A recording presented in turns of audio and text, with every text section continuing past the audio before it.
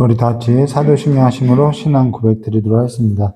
전능하사 천지를 만드신 하나님 아버지를 내가 믿사오며 그 외아들 우리 주 예수 그리스도를 믿사오니 이는 성령으로 잉태하사 동정녀 아래에 선하시고 본디오 빌라도에게 고난을 받으사 십자가에 못 박혀 주시고 장사한 지 사흘 만에 죽은 자 가운데서 다시 살아나시며 하늘에 오르사 전능하신 하나님 우편에 앉아 계시다가 저리로서 산자와 죽은 자를 심판하려 오시리라. 성령을 믿사오며 거룩한 공예와 성도와 서로 통한 것과 죄를 사하신 것과 몸이 다해 사는 것과 영원히 사는 것을 믿사옵나이다. 아멘.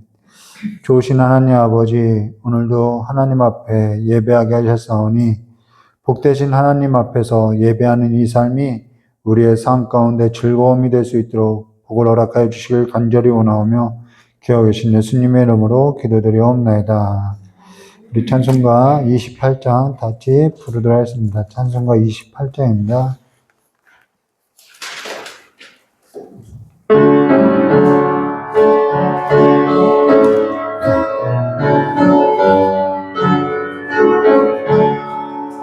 복의 근원한 이마사 난소하게 하소서. 한량없이 자비하시 증량할 길 없더라. 산사들의 찬송가를 내게 가르치소서. 구속하신 그 사랑은 항상 찬송합니다. 주의 크신 구원받아 이때까지 왔습니다. 천국에도 이르기를 바라네. 하나님의 품을 보라 죄에 빠진 우리를 예수 구원하시려고 보혈을 흘려주셨네. 주의 귀한 은혜 받고 일생 믿진 자 되네. 주의 은혜 사슬대사 나를 주께 매소서.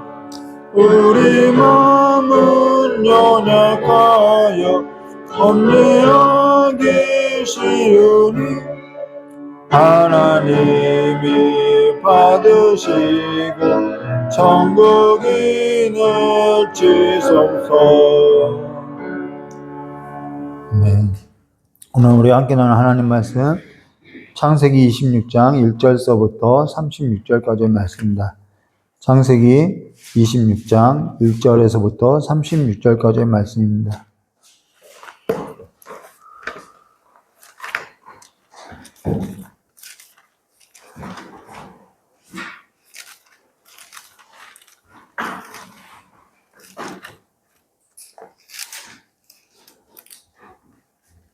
창세기 26장 1절서부터요 35절까지인데요. 우리 26절부터 35절까지만 26절부터 35절까지 33절까지요. 33절까지만 함께 기도하도록 하겠습니다. 26절부터 33절입니다. 제가 먼저 기도하겠습니다. 아비멜렉이 그 친구 아우삭과 군대장관 비골과 더불어 그랄에서부터 이삭에게 온지라. 이삭이 그들에게 이르되 너희가 나를 미워하여 나에게 너희를 떠나게 하였거늘 어찌하여 여기에 왔느냐. 그들이 이르되 여호와께서 너와 함께 계심을 우리가 분명히 보았으므로 우리의 사이 곧 우리와 너 사이 맹세하여 너와 계약을 맺으리라 말하노라. 너는 우리를 해하지 말라. 이는 우리가 너를 범하지 아니하고 선한 일만 하게 하여 내가 평안히 가게 하였습니다. 이제 너는 여호와께 복을 받은 자니라. 이삭이 그들을 위하여 잔치를 베풀매 그들이 먹고 마시고 아침에 일찍 일어나 서로 맹세하는데 이삭이 그들을 보내매 그들이 평안히 갔더라. 그날에 이삭의 종들이 자기들이 판 우물에 대하여 이삭에게 와서 알려 이르되 우리가 물을 얻었나이다 하매 함께 하겠습니다. 그가 그 이름을 세바라 한지라. 그러므로 그 성읍의 이름이 오늘까지 부엘세바더라. 아멘. 예, 부엘세바라는 것은 맹세우물이라는 뜻이죠. 맹세우물. 예, 오늘은 창세기 26장 1절과 35절 말씀 가지고요. 이제 너는 여호와께 복을 받은 자니라라는 제목으로 우리 함께 나누도록 하겠습니다. 잠깐 말씀을 듣기 전에 하나님 말씀 듣기 전에요. 기도하도록 하겠습니다. 좋으신 하나님 아버지, 오늘도 하나님의 말씀 앞에 섰습니다. 하나님께서 말씀하시는 복이 뭔지 우리의 삶에 있어서 깊이 알아가는 삶이 될 수 있도록 다시 한번 우리의 상황 가운데 하나님의 말씀에 붙들린 삶으로서 인도되어질 수 있도록 또한 우리가 거기에 있어서 순종되어지는 삶이 될 수 있도록 복을 허락하여 주시길 간절히 원하오며 기하고 계신 예수님의 이름으로 기도드리옵나이다. 네, 오늘 창세기 26장 1절과 35절의 말씀 가지고요. 함께 나누도록 하겠습니다. 오늘도 본문이 좀 만만치는 아니한데요. 지금 설교에는 지난 설교죠. 지난 설교에는 이제 아브라함이 죽고 아브라함의 아들 이삭의 계보가 이제 시작됐죠. 근데 이삭의 계보가 시작되면서 야곱하고 에서가 태어난 이야기, 팥죽 한 그릇, 그 붉은 죽이죠. 붉은 죽 한 그릇을 이제 파는 그 사건에 있어서 우리가 함께 나눴는데요.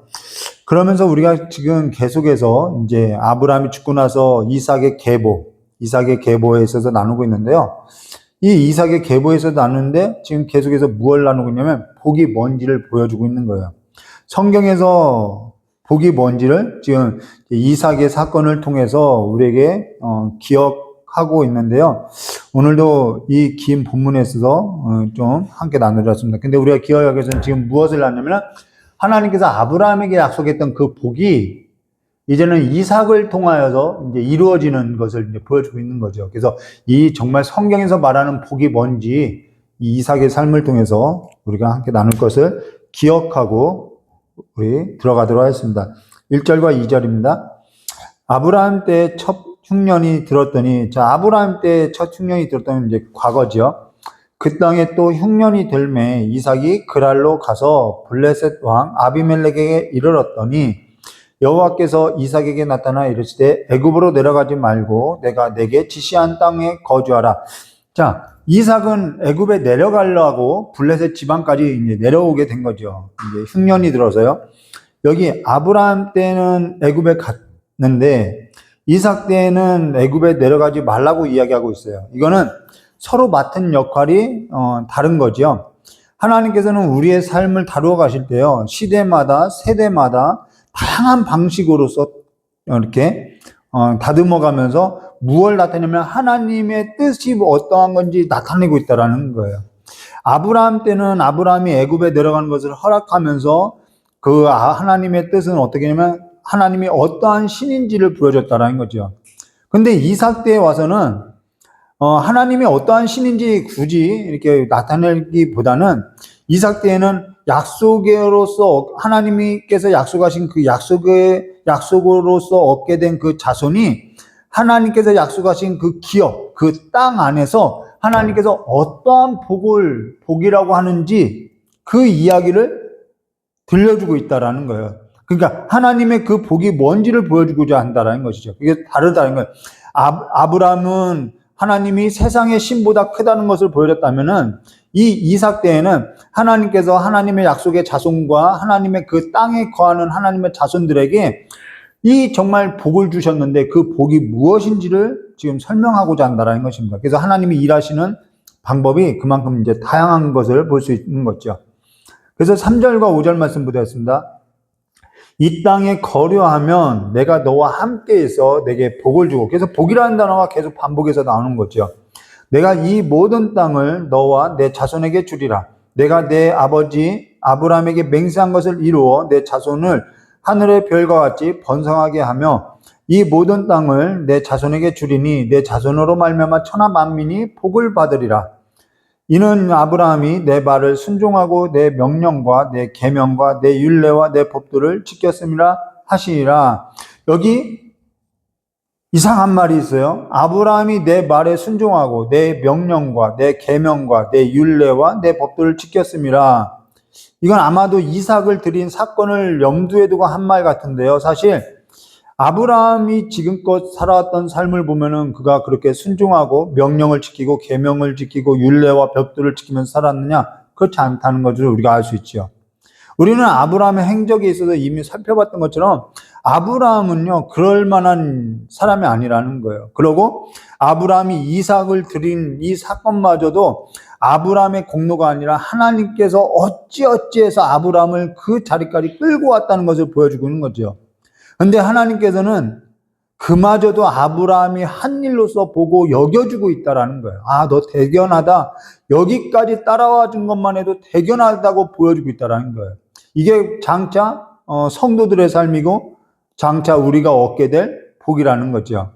우리가 한 노력이 아니라 하나님께서 우리를 끌고 왔음에도 그것을 우리가 따라온 것에 있어서 하나님은 복으로서 여겨준다라는 것입니다. 근데 이건 달리 얘기하면은 무슨 얘기냐면은 아브라함도 내가 이 자리까지 끌고 온 것처럼 이 복의 자리까지 끌고 온 것처럼 이삭 너도 이 자리까지 끌고 갈 거야 이 얘기라는 것이죠.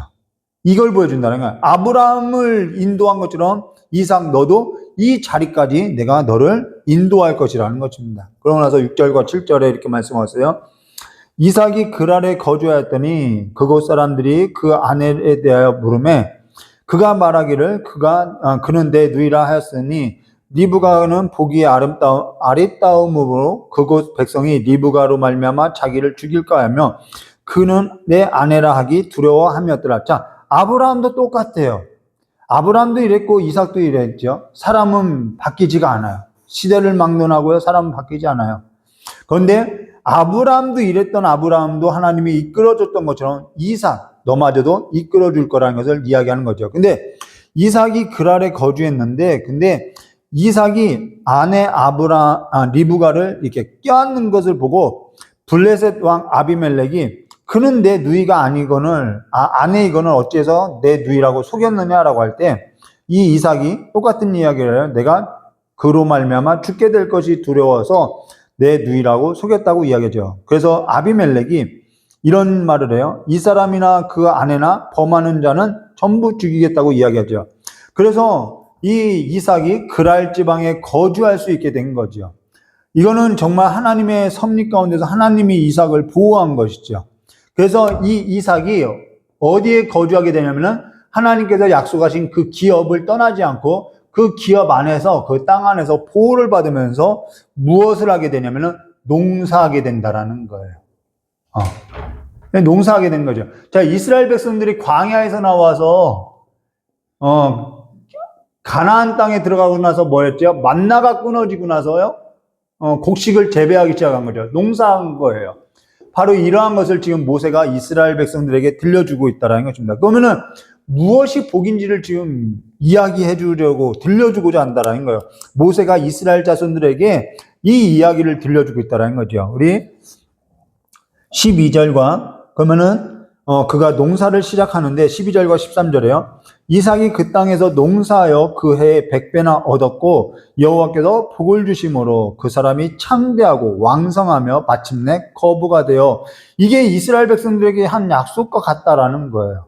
근데 여기 우리가 눈을 들어서 이렇게 보아야 할 단어가 뭐냐면 우리는 대개 이 본문을 읽으면은 100배의 복 아니면은 거부가 되었더라. 이 두 단어에 이렇게 꽂혀가지고 이렇게 보는 거죠. 모든 사람이 복을 얻기를 소망하기 때문에 그런 거죠. 저 역시도 이 말씀에 있어서 100배나 복을 얻었으면 내가 거부가 되었으면 뭐 그런 생각을 한다라는 거예요. 전에 제가 성도였을 때 한 번은 어떤 목회자가 저에게 안수 기도지요. 기도를 해주면서 거부가 될지어다 기도했을 때 저도 이 본문의 말씀을 생각하고 좋아했다라는 것입니다. 근데 여기 눈여겨볼 것이 100배나 복을 얻었더라, 거부가 되었더라라는 것에 있지 않다라는 거예요. 여기 농사하여라는 이 단어가 보면은 동사죠. 농사하여라는 것은 무엇을 얘기하면 파종했다라는 거예요. 씨를 뿌렸다라는 거죠. 그게 농사라는 거예요. 씨를 뿌리고 파종하는 것이 농사라는 거예요. 뿌리지도 않았는데 100배를 얻을 수 있나요? 뿌리지도 않았는데 거부가 될 수 있나요? 아니요. 뿌렸다라는 거예요. 씨를 뿌려주고 파종을 했다라는 거죠. 그러면은 뿌렸다면은 무엇을 얻게 되냐면은 이제 뭔가 수확을 얻는 거죠. 그의 100배나 얻었다. 얻었고라는 것이 수확했다라는 거예요. 100배라는 단어는 뭐 수치적인, 그러니까 하나님이 복을 주셔서 수치적으로서 100배라고도 말할 수 있지만 이 100이라는 숫자는 많다, 수확이 적지 않다라는 의미라는 거예요. 자, 근데 파종이 없다면 거둘 수 있느냐? 거둘 수 없어요. 또한 파종을 한다고 해서 모든 것을 다 수확이 적지 아니할 만큼 다 거두냐? 그것도 아니라는 거죠. 비도 있어야죠. 그늘도 있어야죠. 일조량도 있어야죠. 수고도 있어야 하고요. 날마다 수고해야 하는 거예요. 날마다 수고해야 하는 거예요. 이 농사라는 것은요, 날마다 수고해야 하는 거예요. 무엇을 얘기하냐면요, 거저되는 일이 하나도 없다라는 거예요. 하나님의 땅에 들어와서는요, 거저되는 것이 하나도 없어요. 광야하고는 다른 삶이라는 거예요. 마침내 거부가 됐다라는 얘기는 뭐냐면은, 마침내 거부가 됐다는 것은 말 그대로 마침내 거부가 됐다는 건 시간이 있었다라는 거예요. 과정이 있었다라는 거죠. 과정 없이 되는 일이 하나도 없다라는 거예요. 저희 권사님이 농사를 짓지요. 파종을 하려고 해도요, 풀을 뽑아야 하고요, 또 비닐도 쳐야 하고요, 비료도 뿌려야 하고요, 퇴비도 줘야 하고요. 일이 끊이지 않아요. 계속해서 일을 하게 되어 있는 거예요. 근데 그걸 뭐라고 하는 거예요? 그걸 복으로 여겼다라는 거예요. 그 과정이 복이라는 거예요. 뭔가 얻으려면은 파종을 해야 하고요. 그 파종하는 것까지도 복으로 여기고요. 내가 뭔가 일을 할 수 있는 것도 복으로 여기고요. 또 수확되어지는 것도 복으로 여기고요. 전부 복이 아닌 것이 없더라는 거예요, 일상이. 가령 학생이 시험 기간인데 게임만 하다가 이제 시험 날짜가 다가왔는데 잠을 자다가 꿈에 답안지가 보였어요. 그래서 그 답안지대로 썼어요. 그래서 100점이 맞았어요. 이게 복이라고 우리는 생각하는 거죠. 이게 학생에게 있어서 진짜 복이 될 수 있느냐? 아니라는 거예요. 학생이 시험 기간에 잠도 줄여가면서 노력하고 수고하고 여기에 있어서 성적이 나올까 안 나올까 고민하고 때로는 성적이 나오기도 하고 때로는 안 나오기도 하고 이러한 과정 가운데서 학생이 학생 되어지는 것이 복이라는 거예요. 과정이 복이라는 거죠. 우린 그걸 복으로서 알고 있지만은 우리는 늘 하나님 앞에서 억지스러운 복을 요구하고 있다라는 거예요. 말도 안 되는 계산법을 가지고 복을 요구하고 있는 거죠. 하나님 나라 안에서는요, 어떠한 저는요, 이러한 과정을, 하나님이 내게 복을 주셨구나. 나를 하나님의 자손으로 만드셔서 하나님의 땅에 두시고, 내가 심지도 않은 곳에서, 내가 세우지도 않은 집에서, 내가 세우지도 않은 성읍에서 하나님께서 내가 이렇게 살게 하셨구나. 이걸 어떤 사람은 복으로 여기는데요. 그게 복된 자라는 거죠. 근데 어떤 사람은 맨날 땀을 흘리네, 뭐는 안 되네 하면서 이걸 저주로 여기는 사람은요, 늘 이것이 저주로서 보인다라는 거예요. 하나님의 나라 안에 들어와서 하나님의 나라 자손으로서 살고 있음에도 불구하고 이걸 복으로 여기지 못하고 저주로 여긴다라는 거죠. 왜 그러냐면은 거부가 되는 이 어떤 결과만을 보고 있다라는 거예요.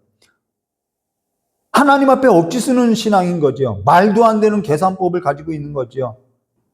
중년이 넘어가면서 어떤 일도요, 그냥 대충 지나가는 일이 없다라는 거예요. 앞서서도 설명한 것처럼 저희 권사님이 무엇 하고 사냐면 농사를 짓고 살아요.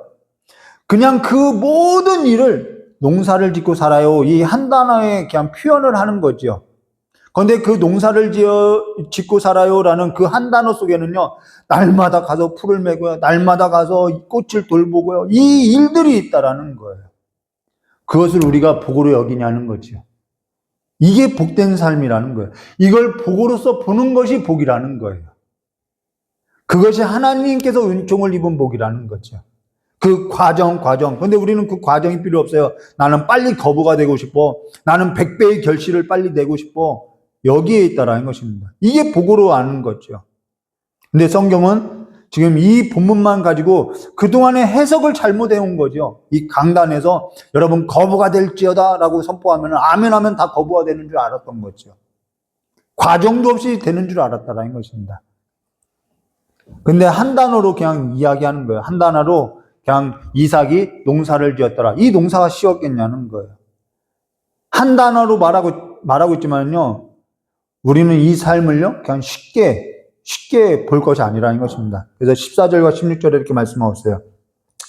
양과 소가 때를 이루고 종이 심히 많음으로 블레셋 사람이 그를 시기하여 그 아버지 아브라함 때에 그 아버지의 종들이 판 모든 우물을 막고, 자, 이때 당시 북을 무엇으로써 여기냐면요, 우물, 땅. 왜 농사를 지어야 하면 물이 있어야 하기 때문에요. 우물하고 땅을 복으로 여겼죠. 근데 우물을 막고 흙으로 메웠더라. 아비멜렉이 이삭에게 이르되 내가 우리보다 크게 강성한즉 우리를 떠나라라고 얘기했어요. 이게 세상 나라의 질서예요. 우리는 하나님의 백성은 하나님 나라 안에서 살지만은 세상 나라의 질서 가운데 함께 섞여져 사는 거죠. 안 될 때는요, 어쩌냐, 어떻게 사느냐, 뭐 이렇게 이야기를 해줘요. 근데 잘 되면요, 시기하는 것이 세상 나라의 질서인 거죠. 우리도 이 시기에 있어서 우리도 이 세상의 나라의 질서로서 다투고 살아야 하느냐? 그렇지 않다라는 거예요. 그걸 보여주고 있는 거죠. 17절과 18절에요. 이삭이 그곳을 떠나 그랄 골짜기에 장막을 치고 거기 거류하며 그 아버지 아브라함 때 팠던 우물들을 다시 파시. 메우면요, 그냥 다시 파는 거예요. 왜 여기다 이렇게 했냐? 그럼요, 그냥 피하는 거예요. 참 미련하게 사는 것 같지요. 이는 아브라함이 죽은 후에 블레셋 사람이 그 우물들을 메웠습니다. 메우면 다시 파고 메우면 다시 파고 그런 거였죠. 다투지 않아요. 이삭이 그 우물의 이름을 그 아버지가 부르던 이름으로 불렀더라. 사실 여기에 있어서 모든 설교자가요, 마틴 로이드 존슨이라는 이 아주 강해 설교자가 있는데요. 아주 강해 설교자로서는 대가라고 부르죠. 이 마틴 로이드 존슨 이 강해 설교자가 이 본문에 있어서 설교를 해서 모든 설교자가 그 본문을 인용해요. 뭐라고 인용하면 우리는 다시 우물을 파야 합니다라고 이야기하는 거예요. 시대를 막론하고 메웠던 이 우물을 우리는 다시 파야 한다는 거예요. 예배에 있어서 메웠던 우물, 또 기도에 있어서 메웠던 우물 다시 파야 한다고 이야기하는 거죠. 하나님 나라의 질서에 있어서 그 메웠던 그것에 있어서 우리는 다시 파야만 생수의 근원인 이 생물의 근원을 우리가 얻을 수 있다라고 이야기하고 있다는 거죠. 근데 여기에서도 우리는 다툴 이유가 없다라는 거예요. 자, 그러고 나서요. 자, 메웠던 걸 다시 판 거죠. 그리고 19절과 22절에 이삭의 종들이 골짜기를 파서 셈의 근원을 얻었더니, 셈의 근원을 얻는 이 수고와 노력이 있는 거죠. 자, 그랄 목자들이 이삭의 목자와 다투어 이르되 이 물은 우리의 것이라 하매 이삭이 그 다툼으로 말미암아 그 우물의 이름을 에색이라 하였으며 또 다른 우물을 팠더니 그들이 또 다툼으로 그 이름을 신나라 하였으며 이삭이 거기서 옮겨 다른 우물을 팠더니 그들이 다투지 아니하였으므로 그 이름을 르후봇이라 하여 이르되 이제 여호와께서 우리를 위하여 넓게 하셨으니 이 땅에서 우리가 번성하리로라 하였더라라는 것입니다. 근데 여기 이삭이 그랄에 있는 그 목자들하고 다투지를 아니하고 계속해서 살아가요. 이게 성도의 삶이라는 것입니다. 다툰다라는 것은요, 내가 아직 이 시기, 이 경쟁, 이 하나님의 나라의 질서로서 내가 세워지지 않았다라는 거예요. 내 삶의 기준이 아직 하나님의 나라의 기준으로서 세워지지 않았다라는 거죠. 그러니까 똑같으니까 다투는다라는 거예요. 어제 간판 하시는 사장님이 왔어요. 이런저런 이야기를 했어요. 근데 믿는 사람, 교회 간판을 참 많이 했는데, 믿는 사람들이 참 그 어떠한 경제적인 그 이익이냐, 손해를 가지고 다툰다라는 거예요. 그러니까 뭐가 안 나타나냐면은, 이 복이, 정말 저 사람 하나님께 복 받은 사람이구나, 이 복이 나타나지 않는 거예요. 똑같이 보이는 거죠. 우리가 얻고자 하는 것이 뭐냐는 거예요. 우리가 얻고자 하는 것이 이익이느냐, 저 사람들보다 내가 뭔가 더 얻고자 하는 것이냐, 그래서 더 얻은 것이 있냐는 거예요. 그렇게 해서 믿는 사람들이 얻은 것이 뭐냐는 거죠. 그 간판하는 분이 배신감을 얻었다고 이야기하는 거예요. 믿는 사람들이 그런 거죠. 우리가 하나님께 복을 받고 모든 것이 다 복으로 여기는데 우리의 삶은요, 우리의 삶의 질서는요, 이 글 아래 목자들과 크게 다르지 않다라는 거예요. 그러니까 이 성경에서 이 이삭이 얻은 복이 뭔지는 결론에 가서 나오는 거죠. 26절과 29절까지의 말씀 보시면 이렇게 나오고 있어요. 아비멜렉이 그 친구 아우삭과 군대 장관 비골과 더불어 그랄에서부터 이삭에게 온지라. 이삭이 그들에게 이르되 너희가 나를 미워하여 나에게 너희를 떠나게 하였거늘. 처음엔 떠나게 했죠. 어찌하여 내게 왔느냐 물을 수는 있죠. 그들이 이르되 여호와께서 너와 함께 계심을 우리가 분명히 보았으므로 우리 사이 곧 우리와 너 사이에 맹세하여 너와 계약을 맺으라 말하느라. 여기 뭐라 하냐면은 28절에 그들이 이르되 여호와께서 너와 함께 계심을 우리가 분명히 보았으므로 우리에게 복이 뭐냐면은 하나님이 함께 하심이라. 하나님이 우리에게 복이라는 거예요. 그것이 복인 거죠. 우리 사이 곧 우리와 너 사이에 맹세하여 너와 계약을 맺으라. 하나님이 드러났다라는 거예요. 우리가 얻고자 하는 것은요, 내가 그것을 다투어서 이 우물을 내가 얼마나 힘들게 팠는데 내 노력과 내 수고가 있는데 억울하지요. 그래서 그것을 안 뺏기기 위해서 내가 다투는 삶이라고 해서 그 우물을 얻을 것이 아니라 우리가 궁극적으로 얻어야 할 것은요, 하나님의 영광이 있다라는 거예요. 내 삶 가운데 하나님이 드러나는 거죠. 저 사람이 내 삶을 봤을 때 정말 당신은 하나님의 사람이었군요. 이것이 드러나는 것이 우리에게 복이라는 거예요. 왜요? 우리는 하나님의 나라 안에 있는 하나님의 자손이기 때문에 하나님이 드러나는 것이 궁극적으로 우리가 얻어야 할 복임을 말해주고 있는 거죠. 모든 것이 복이에요. 심고 거두고 그 모든 과정 하나님이 함께 하셨어요. 그리고 노력도 하나님이 나를 그렇게 여겨주셨어요. 그런데 세상의 나라의 질서의 사람들은 나를 시기하고 나하고 다투어요. 거기에 있어서 내가 드러나고 내가 얻어야 할 것은요, 그들과 싸워서 내가 얼마나 노력했는데 그래서 내가 이것을 안 뺏게 해야 돼라는 것이 아니라 내가 그 일에 있어서도 하나님이 내 삶 가운데 드러나면 된다라는 거예요. 그래서 29절에 이렇게 말씀하셨죠. 너는 우리를 해하지 말라. 이는 우리가 너를 범하지 아니하고 선한 일만 내가 행하여 내가 평안히 가게 하였으면 이제 너는 여호와께 복을 받은 자니라. 당신 정말 하나님이 함께하는 사람이군요. 여호와께 복을 받는 사람이군요. 여호와께서 함께하는 사람이군요. 이것이 궁극적으로 성도가 얻어야 할 삶이라는 것입니다. 이삭의 삶은요, 뭐가 드러난 삶이냐면요, 이삭의 삶은요, 크게 뭐가 없어요. 아브라함의 어떠한 행적이나 야곱의 어떠한 삶의 혹독한 밤이나 이런 것이 특별히 없어요. 그런데 이삭의 계보에서 드러나는 건 뭐냐면 여호와의 복이 드러난다라는 것입니다. 오늘 저와 여러분의 삶 가운데 뭐가 드러나냐면 여호와의 복이 드러난다라는 거예요. 무엇이 복이냐는 거예요. 내가 거부가 된 것, 내가 저들과 다투어서 내 것을 빼앗기지 않고 악착같이 모여서 내가 거부가 된 것, 올해 내가 100배의 복을 얻은 것, 우리는 이것을 복이라고 여기지 않는 거죠.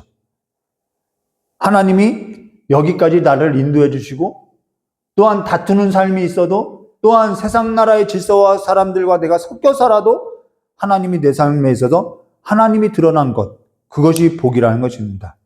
오늘 한날 충성되이, 오늘 한날 성실하게 들레지도 아니하고 다투지도 아니하고 모든 일에 있어서 기도와 간구로 모든 일에 있어서 주께 맡기는 삶 가운데 내가 아니라 하나님이 드러나는 삶, 그것만한 복이 우리의 삶 가운데는 없다는 것이죠.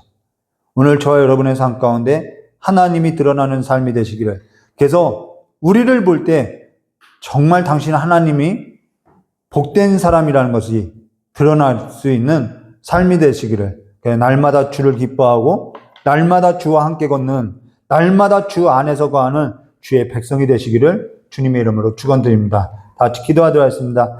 좋으신 하나님 아버지, 하나님께서 우리에게 볼 수 없는 것을 보게 하셔서 하나님이 이 모든 만물을 주관하고 경영하고 또한 내 삶을 경영한 것을 있어서 이제는 복으로서 볼 수 있게 하셨고, 또한 내가 복된 자로서 하나님의 자손으로서 하나님의 나라에 있는 자손으로서 복된 자가 되었사오니 이제는 주와 함께 살아가는 그 모든 일에 있어서 성실하고 충성되이 복된 삶으로서 하나님의 영광이, 하나님의 아름다움이, 하나님의 기이하고 아름다운 덕이 우리의 삶을 통하여서 드러나는 삶이 될 수 있도록 복을 내려주시길 간절히 원합니다. 사도 베드로를 통하여서 우리에게 하나님의 그 기이하심, 그 아름다운 복이 선포되게 하려 하심이라고 했던 것처럼 우리의 삶이 하나님의 아름다운 복을 선포하는 삶이 될 수 있도록 복을 허락하여 주시옵고, 날마다 우리의 성품과 우리의 인품과 우리의 모든 삶이 하나님을 드러나는 데 있어 귀 쓰임 받는 귀한 그릇들 될 수 있도록 복을 내려주시길 간절히 원하오며 기어 계신 예수님의 이름으로 기도드리옵나이다. 우리 이 시간에 찬송가 325장 찬송 부르면서 우리 다 같이 깨달은 말씀 붙들고 기도하도록 하겠습니다.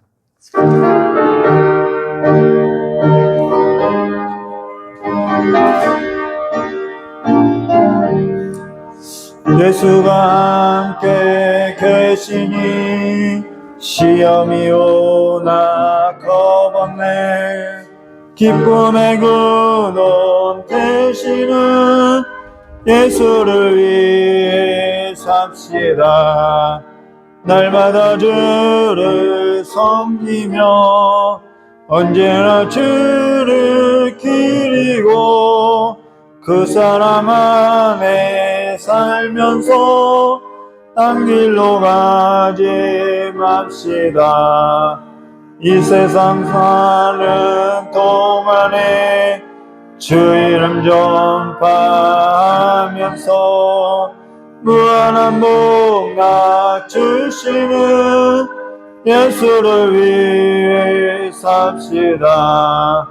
날마다 주를 섬기며 언제나 주를 기리고 그 사랑 안에 살면서 딴 길로 가지 맙시다.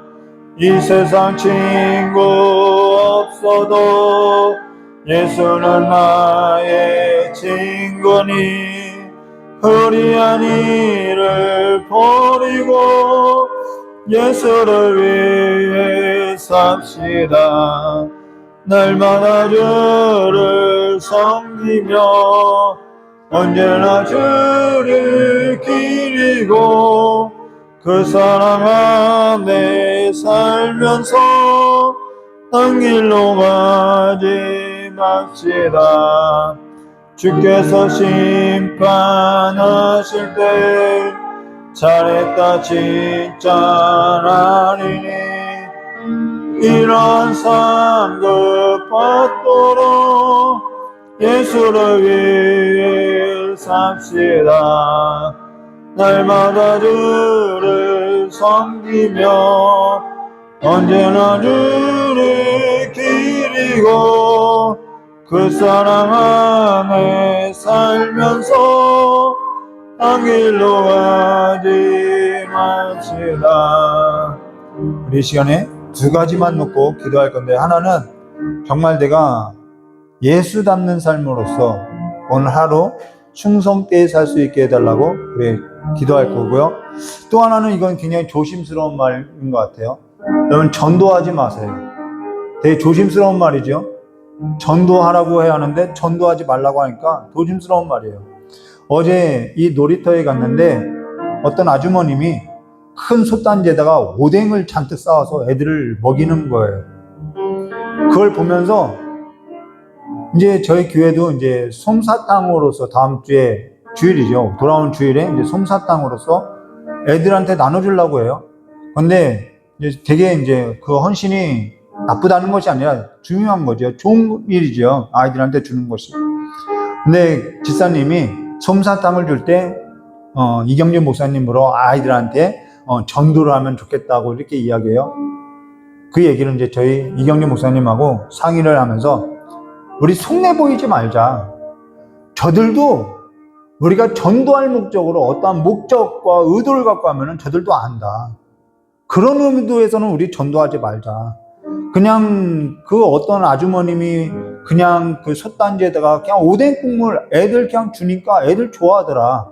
그냥 우리가 목회자는 거 저들 다 아는데 굳이 우리가 전도하겠다고 솜사탕 하면은 그 의도를 갖고 있으면은 장벽이 생기는 거 아니냐. 그냥 주자. 그냥 하루하루 그냥 어떠한 결과를 얻으려는 목적에 두지 말고 하루하루 이런 과정 가운데서 우리가 살면은 거기서 하나님의 영광이 드러나는 거 아니냐, 이 얘기를 했다라는 거예요. 우리가 너무 이 기독교인들이 전도라는 어떠한 목적을 두고요, 너무 무례하게 행동하는 거예요. 우리가 믿는 사람인 거 알거든요. 그냥 하면 되거든요. 그래서 이제는 예수 이름 듣는 것조차도 싫어하는 시대가 됐더라는 것이죠. 우리만이더라도 그냥 예수와 함께 살아가는 삶에서 어떠한 목적을 두지 않고 그냥 하나님이 일하실 때까지 우리는 그냥 그분을 따라서 살아가는 삶이 되게 해달라고. 그래서 이 세상이 예수를 믿는 사람들이 보는 이 시선이 좀 바뀌어졌으면 좋겠어요. 이제는 그것이 필요한 시대인 것 같죠? 그래서 우리 두 가지 놓고 기도하도록 하겠습니다. 하나는 내가 예수 닮는 삶으로서 더 복된 삶이 되게 해달라고. 그리고 이제는 그 예수의 복이 자연스럽게 샘의 근원에서부터 흘러나가는 것 같이 이 지역에 또한 우리 삶에 이 나라에 흘러들어갈 수 있도록 막힘이 없게 해달라고, 믿는 사람들이 장애가 되지 않도록 해달라고 우리 이 시간에 두 가지 놓고 기도하도록 하겠습니다.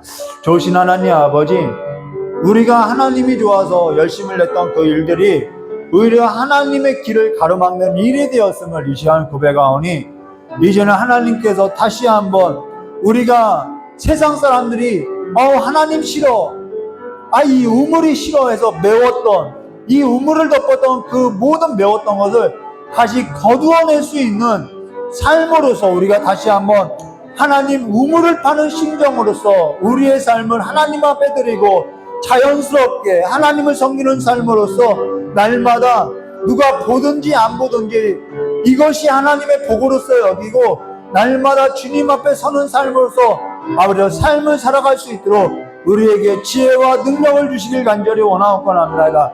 우리가 미련하여서, 우리가 너무나도 어리석어서 하나님의 일들에 있어서 그릇되게 행하였사오니, 이제는 선하신 하나님께서 우리의 삶 가운데 임재하시고 함께 해주셔서 하나님의 그 아름다운 덕이, 하나님의 그 아름다운 성품이 우리의 삶을 통하여서 아버지 자연스럽게 흘러넘칠 수 있도록, 샘의 근원에서부터 자연스럽게 흘러넘칠 수 있도록 주 하나님 아버지여 역사해 주시길 간절히 원하고 나옵니다.